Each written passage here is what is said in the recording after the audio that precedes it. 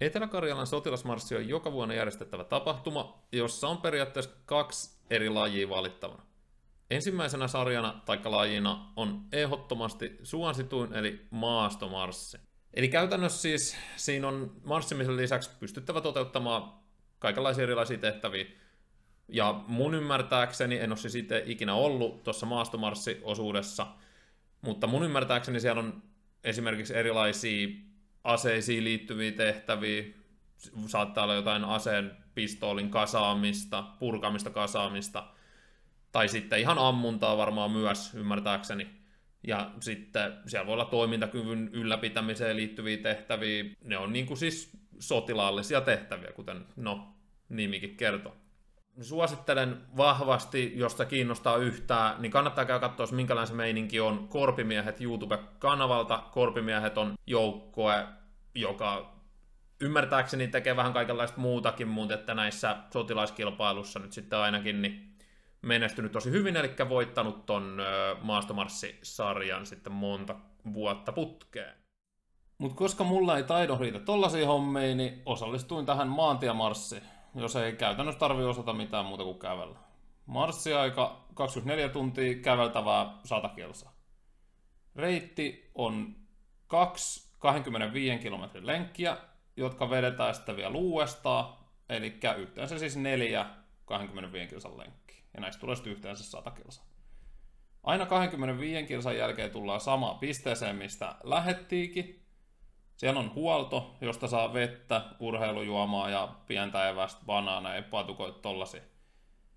Mutta huomioitava tässä on se, että vasta 50 kohdalla saa mennä hakemaan esimerkiksi autosta lisätäydennystä, eli jos haluaa jotain vaihtovaatteita tai kenkiä ja mitä tahansa. Ja muuten pitää sitten tietysti aina kantaa kaikki mukana, mitä tarvitsee tuossa matkalla. Koska meidän tavoitteena oli mennä tämä koko homma alle 20 tuntia, niin ei se muutenkaan oikeastaan jätä hirveästi aikaa millään turhalle huoltamiselle. Kun tämä on kuitenkin marssitapahtuma, eli tarkoitus nimenomaan on kävellä, ei juosta, pitää koko aika olla aika lailla liikkeessä. Ei me voida käydä siinä kaupassa tai mitään muutakaan sellaista. Että kyllä siinä aika lailla kaikki kamat on heitettävä reppuun mitä tarvii ja sitten napattava vaan nopeasti mitä tarvii sitten näistä huoltopisteistä ja jatkaa aika lailla koko ajan matkaa.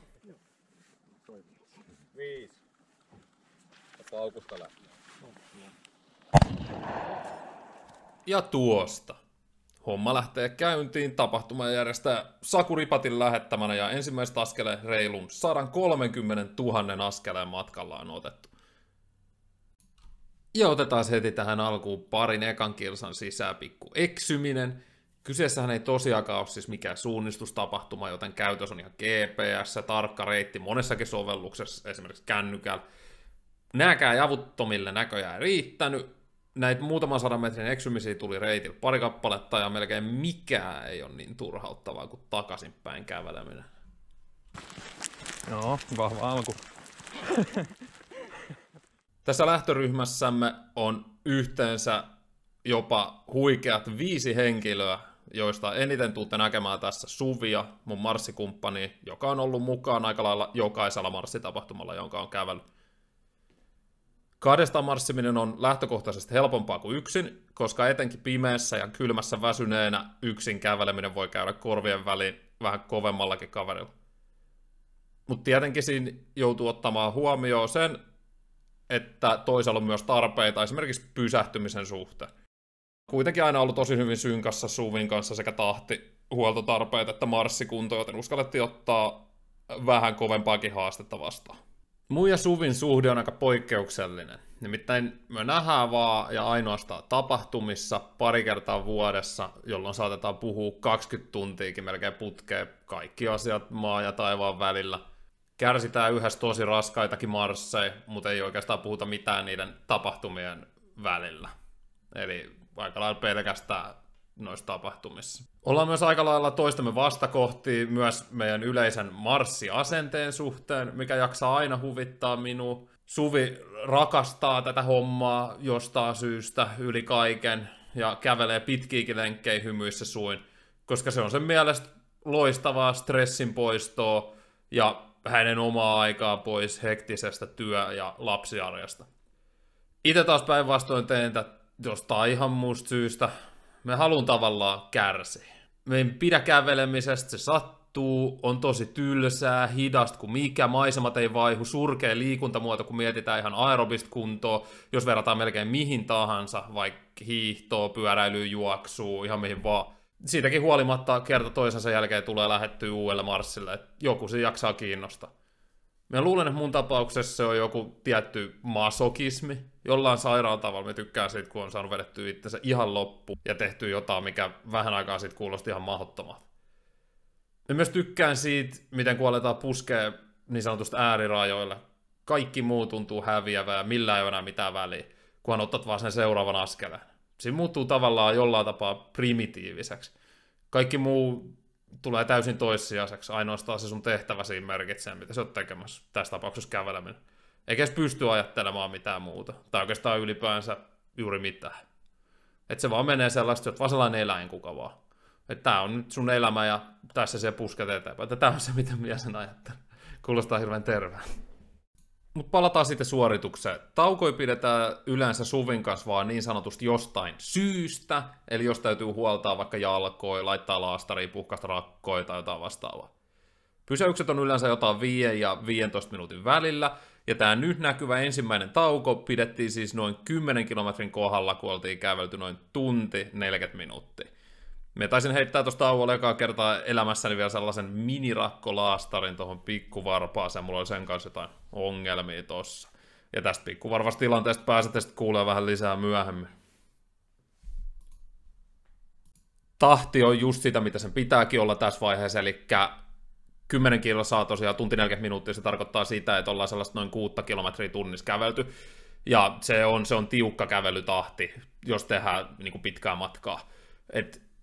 Sen takia tässä vaiheessa, kun on niin kuin hyvin voimia, jalat on tuoreet ja näin, niin pitää pyrkiä kulkemaan ainakin niin kuin oman strategian mukaan vähän nopeammin, jotta olisi sitten varaa sille, että oikeasti jotain käy, pitää pidempää taukoa, ja tämä tuleekin erittäin tärkeäksi tässä meidän reissun aikaan, koska kaikki ei mene aina ihan niin kuin suunnitelmien mukaan. Odotaan tähän väliin vähän vinkkejä teolta suoraan kentältä. Tässä on hyvä esimerkki siitä, minkä takia ihan kaikki juttuja, mitä mä keskustelen tuolla Suvin kanssa, en viiti julkaistakaan.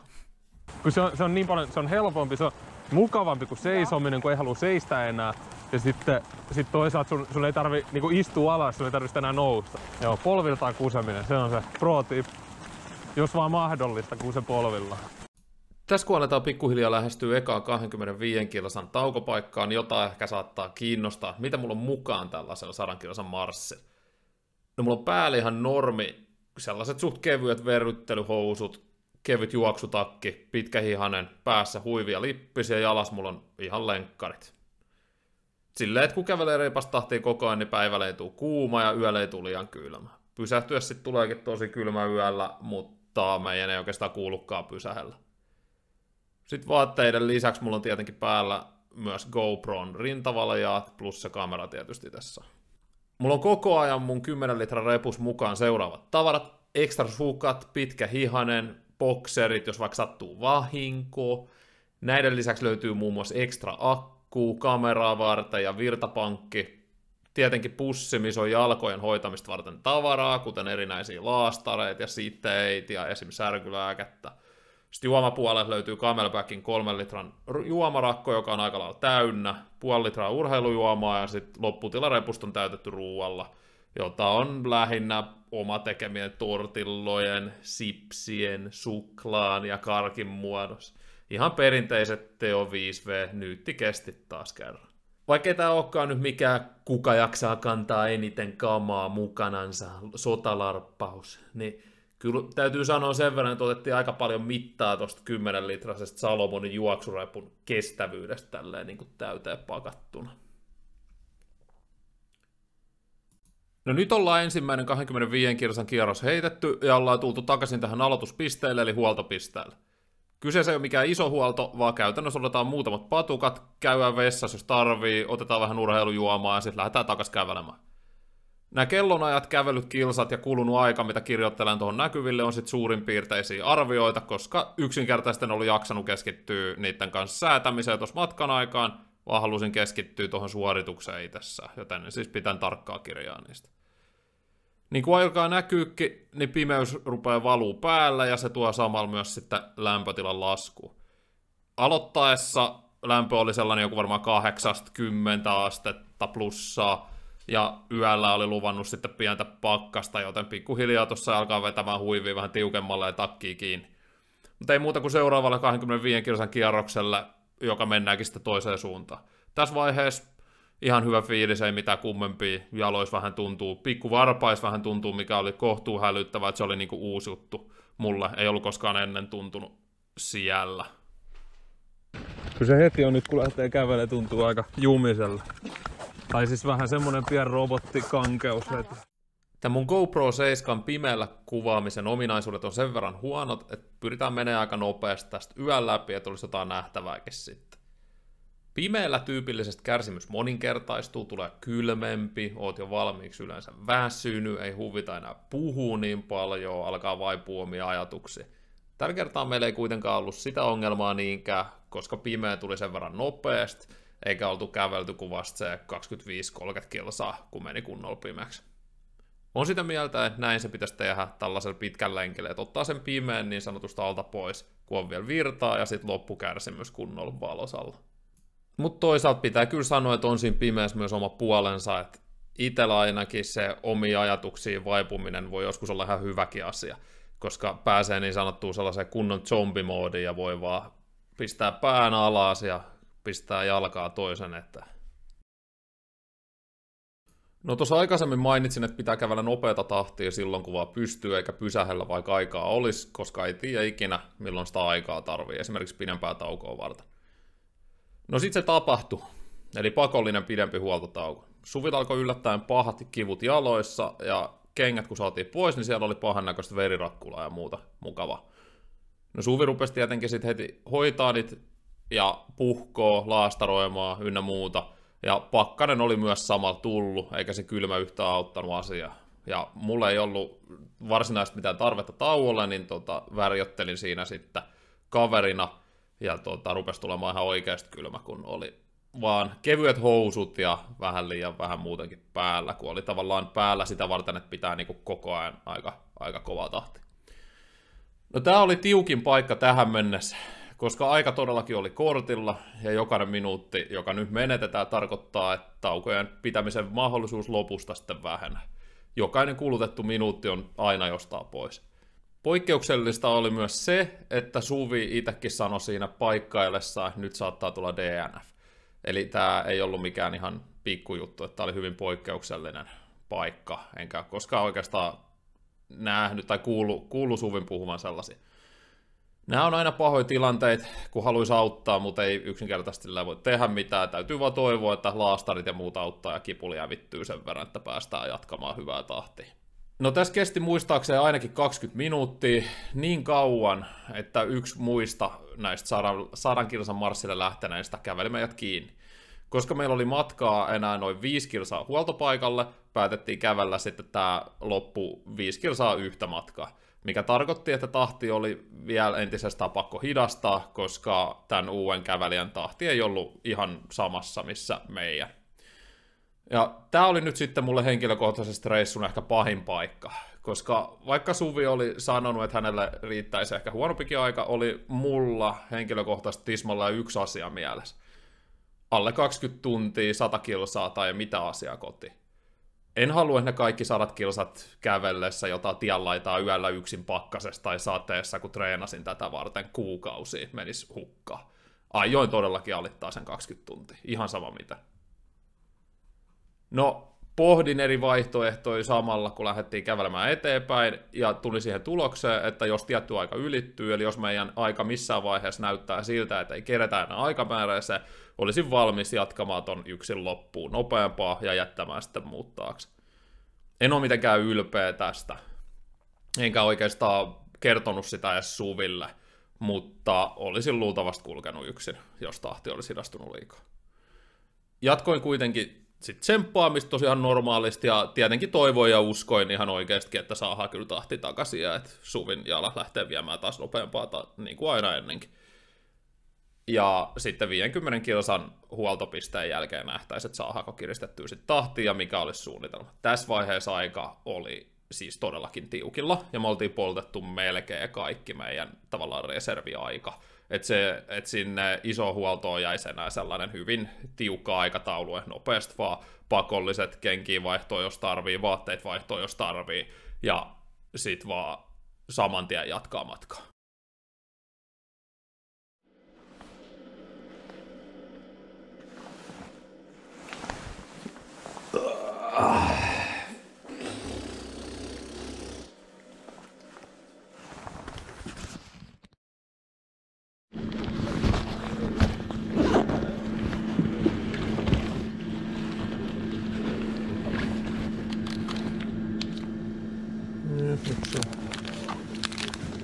Why not?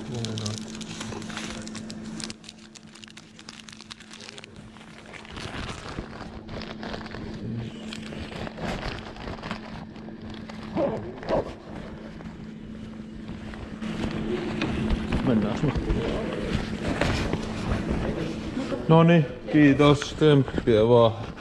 50 kilsan huolto yritettiin tehdä nopeasti, mutta tuossa oli molemmilla nyt aika paljon tehtävää. Piti vaihtaa vaatteet, pistää lämpimämpää päälle, käydä vessassa, huoltaa jalkoi, kaikki perusjutut. Ja lisäksi oltiin aika väsyneet tuossa vaiheessa, niin se vei paljon enemmän aikaa, ja sitten taas kylmä ja kaikki tällainen. Ja lisäksi siinä on sellainen, että se oikeasti, niin kun sä oot koko ajan vaan kävellyt, niin mieli ei toimi enää niin skarpisti, kun se on ikään kuin mennyt vähän sellaiseen zombitilaan. No tässä vaiheessa tämä meidän kanssa samaa matkaa kävely 3. marssia. Jere päätyi siihen päätökseen, ettei lähde enää 3. kierrokselle. Pakko kuitenkin nostaa hattua, että kova veto toi silti oli. Ei ihan jokainen vedä 50 kilsan marssiakaan alle 10 tuntia. Ja Jere meni sen vielä maastopuvusen maihareessa. Aloitettiin 3. kierros ja nyt oltiin sitten aikataulusta jäljessä. Virheille tai ylimääräisille tauoille ei olisi enää varaa ja molemmat tiedettiin se. Huomasin, että meininki oli muuttunut selkeästi, drive oli tullut taukojen takia ihan reilusti lisää. Tahti nousi, puhe kävi taas ja suvialat vaikutti taas liikkuvan yhtä hyvin kuin ennenkin. Mulla oli noi pikkuvarvas kivut melkoiset tuossa vaiheessa, mutta rehellisesti ei ollut hirveästi mitään tehtävissä. Tietty määrä asioita on aina hyvä tehdä, kun marssii. Paljon ihmisillä on erilaisia juttuja, jotkut tykkää vaihella paljon sukkia, jotkut laittaa talkkia, jotkut laittaa rakkolaastareita, jotkut puhkoo rakkoja, jotkut niin kuin kaikenlaisia juttuja voidaan tavallaan tehdä. Mutta at the end of the day, jos sä lähdet kävelemään 100 kilsaa, niin et tuu selviä siitä ilman vahinkoa. Et voi olla koko ajan säätämässä jalkoja ja varusteita, jos on tiukka aikamäärä etenkin. On vaan yksinkertaisesti hyväksyttävä, että tästä tulee kivuliasta ja joutuu vaan puskemaan. Ja meillä oli sellainen keissi, että aika ei anna armoa, ja nyt oli käytännössä vedettävä ilman taukoja, aina 1,5–2 tuntia kerralla. Ja vielä aika reipasta tahtia. Kivaa ei siis tulisi olemaan, mutta vielä oli 100 kilsaa alla 20 tuntia mahdollinen.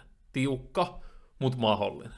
Mitä enempi saa pankkia aikaan, niin sitä parempi. Kun ei vaan ikinä ei voi tietää. Tai sanotaan näin, että tuskin se niinku tästä paremmaksi menee. Niin varsinaisesti niinku fiilikset tai sillä. Tai sanotaan näin, että vauhti tuskin hirveästi vahingossa enää nousee. Ei se varmaan nouse, mutta mieli nousee. Keskusteltiin Suvin kanssa siitä, että täytyy ylläpitää tahtia, koska ainakaan helpommaksi tuskin menee. Tosin mieli voi heitellä suuntaan ja toiseen. Melkein jokaiselle, jonka kanssa on kävellyt, mukaan lukien minä itse, on normaali se, että saatat olla ihan maansa myynyt ja lopettaa maisillas koko kävely yhdessä hetkessä, ja sitten tunnin päästä oot taas paljon paremmalla fiiliksellä jalka taas kulkea. Toisaalta mun aneemisesta sönkkäämisestä päätellen ei ainakaan ajatus tai puhe kulje tasasta askel. Anyways, 60 kilsaa menty ja ollaan saatu kirittyä sen verran, nyt ollaan taas on pace silleen, että saadaan aina jokunen minuutti varastoa, kun kävellään tunnin verran. Matkavauhti tässä vaiheessa sellaista 5,5–6 kilsaa tunnissa, jotain siltä väliltä. Tässä kun on se 12 tuntia kävelty ja mennään aika tiukkaa kelloa vastaan, niin yleensä meidän on tapaan suunnitella taukoja jo etukäteen. Jokaisen tauon täytyy olla suunniteltu ja optimoitu siten, että hoidetaan mahdollisimman monta asiaa samalla tauolla. Me mietin oikeastaan aina mielessä, että mitä kaikkea teen sitten, kun tauko tulee. Me mietin, että missä järjestyksessä minä ne teen ja mikä on oikeasti pakollista näin. Mutta itse se tauko pidetään käytännössä sitten, kun on niin sanotusti oikeasti pakko. Eli jalkojen tai muun fyysisen vaivan takia ainoastaan pysähytään tässä vaiheessa siis. Sitten kun pysähytään, niin hoidetaan ne jalat, mutta lisäksi käydään kuusella ja siirretään ruokaa repusta taskuihin, kevennetään vaatetusta ynnä muuta. Eli tässä vaiheessa tauot vaan pakon edessä ja vaan niin kauan, kunnes on saatu pakollinen hoidettu ja sitten heti takas liikkeelle. Jos on vaikuttanut mun kävely tähän mennessä melko tasaiselta ja on kuulostanut siltä, että eihän tää ole mulle homma eikä mikään, niin otetaan vähän fiiliksiä kenkien takaisin jalkaa laittamisesta suoraan kentältä. Aina toi vitu kenkien laittaminen. Kun mulla on se kantapää, se on aika silleen raakot kuitenkin siellä jossain siellä olisi. Se on vitun paha tekee. Eli ihan kaikki ei todellakaan ole hyvin, vaan melkoiset rakot kantapäissä, jotka on sitten todella kivuliaita. Samalla noi pikkuvarvaskivut on aika voimakkaat. On aina huvittava nähdä, miten hitaasti matka alkaa tolleen tauon jälkeen. Menee helposti jopa puoli tuntia, että päästään edes kunnolla niin sanotusti liikkeelle ja saadaan tahti takaisin. Että kyllä se niinku kropan tavallaan sellainen lämpeneminen on ihan todellinen asia. Tämä toistuu mulla usein pitkillä marsseilla ja etenkin kun mennään yli sen 50 kilsan. Tauoissa lähteminen vaikeutuu ihan senkin takia, että kivut on niin kovat. Ja vaikka tässä nyt onkin painottanut sitä, että taukoi pidetään vaan kun on pakko, niin se ei poista sitä tosiasiaa, että tauko tuntuu helvetin hyvältä. On muuten pirun hyvää Snickers Creamy Peanut Butter. Se tulee vielä sellaisessa paris valmis palasessa. Vahva suosittelu. Lisäksi nuo siniset hanskat oli kivan näköiset, niin ostin Topmannista. Täysin hyödyttömät, ei lämmittänyt yhtään, mutta näytti kivalta. Annoin kaverille, sekä ei tykännyt. 0/5. Tarkkasilmäisimmät huomaa, että ison osan ajasta kävelen tien laitaa.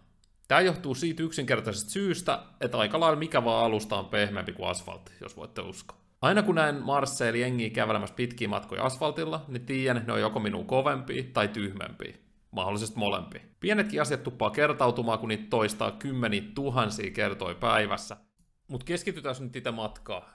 72,5 kilsaa tultu, askel painaa, aika ei anna armoa, tuntuu ja näyttää epätoivoisella. Suvil on onneksi asenne kunnossa. Vittu se oli Ensin on silleen, että 0,5 aika, niin ensin uusi. Nimenomaan.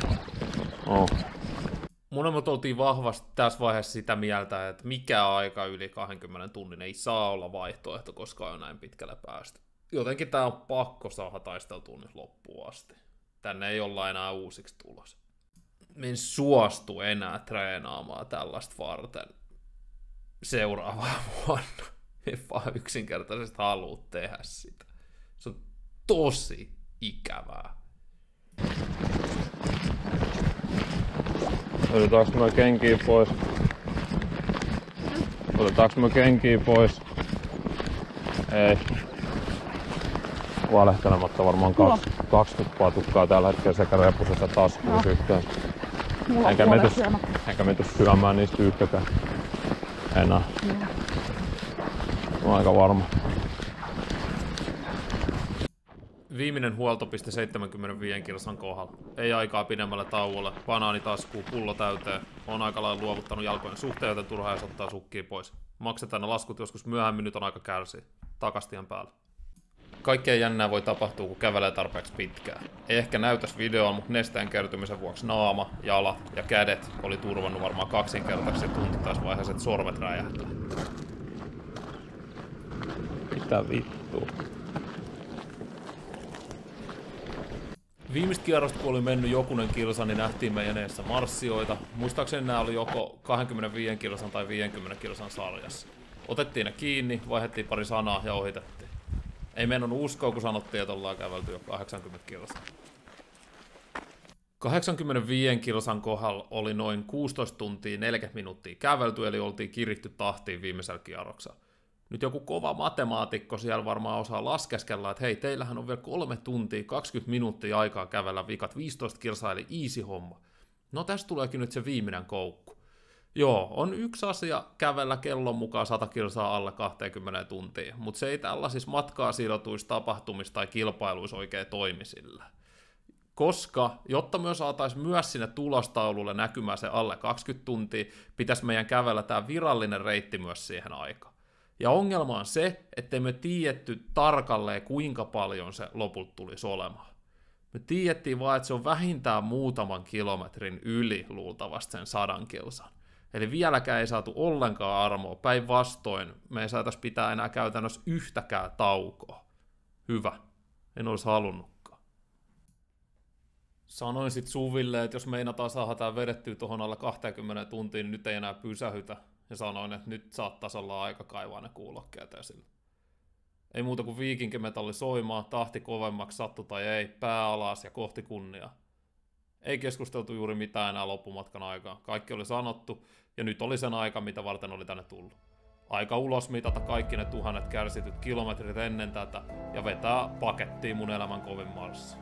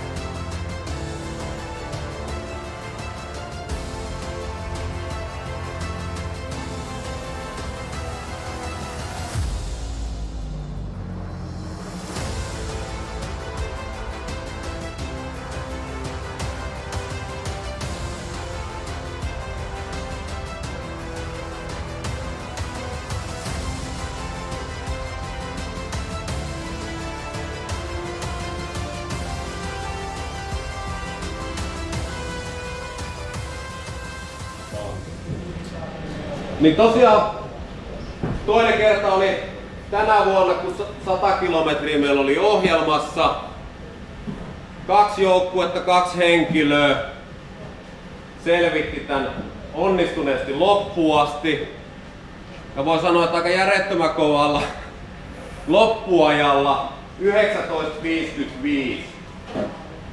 Eli vähän reilu 5 kilsaa tunnissa kaikki ne taukoineen keskiarvollisesti, niin Suvi Eronen ja Teo Tikkanen.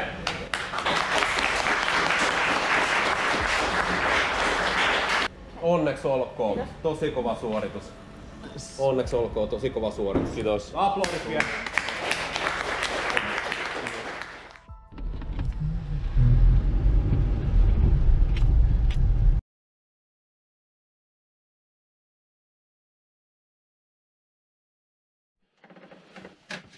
No niin, nyt on kävelyn seuraava päivä, eli mikäs se on, 30. päivä 4. sunnuntai. Ei mene hirveän lujaa. Kyllä tuli vissiin ihan loppuun asti mentyä, että vähän aikaa siitä kun tulin, niin ei pystynyt edes kävellä enää ja tälläkin hetkellä näyttää aika huonolle. Jalat on ihan hirveässä kunnossa. Tuntuu siltä, kun olisi kävellyt niinku vuorokauden putkeen. Ja sit tuntuu, eli tästä ollaan, mutta tyytyväinen siihen, mitä tuli tehty. Mä tein sen, mitä mä sanoin, että mä tekisin.